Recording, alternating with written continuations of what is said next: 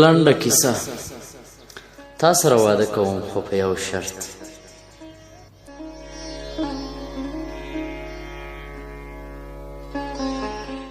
یو ځوان هلک د یو نجلۍ د غوښتلو لپاره لاړ، اما هغې پیغلې دې هلک ته شرط کېښود چې په یو شرط در سره واده کوم چې مور دې واده ته رانشي.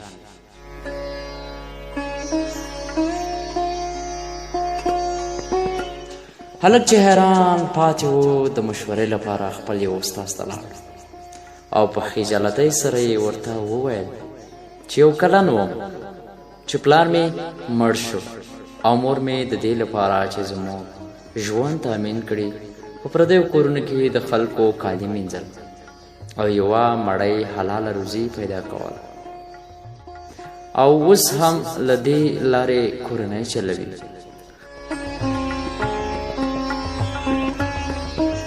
اوس چې زما یوه پیغله ډېره خوښه ده، هغې راته دا شرط ایښی چې مور به دې واده ته نه راځي.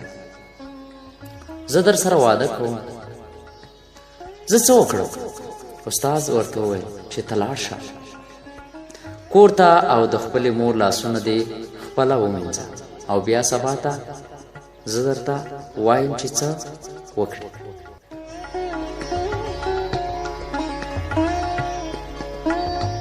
هلک چې کور ته لاړ، د مور لاسونه د مینځل ګوري چې د مور لاسونه یې ترک ترک چاودلي دي او د دې په مینځلو له درده چغې وهي.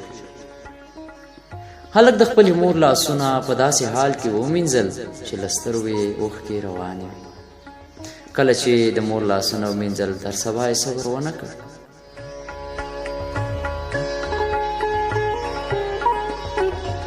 او استاد ته یې تلیفون وکړ او ورته یې وویل چې استاده، زه مې مور د نن لپاره نه خرڅوم، ځکه هغه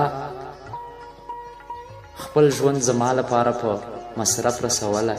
مننه استاد، په هر څه دې پوه کړم.